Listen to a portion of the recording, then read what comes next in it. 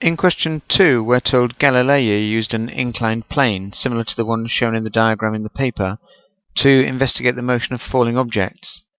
In A, we need to explain why using an inclined plane, rather than free fall, would produce data which is valid when investigating the motion of a falling object.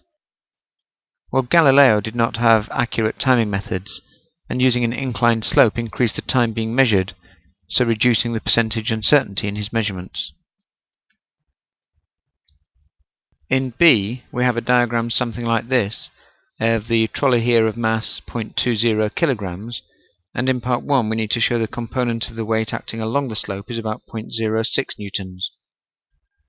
Well, if we draw a normal to the slope here, representing the component of the weight perpendicular to the slope, this angle here will be the same as this angle here at 1.8 degrees.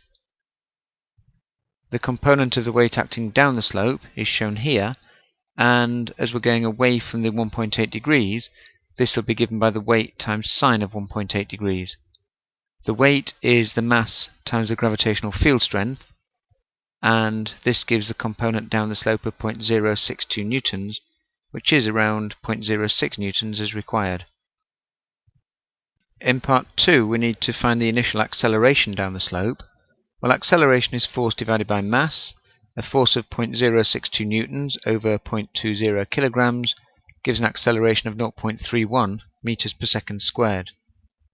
In C, we have data on the time in swings of a pendulum and distance travelled in meters.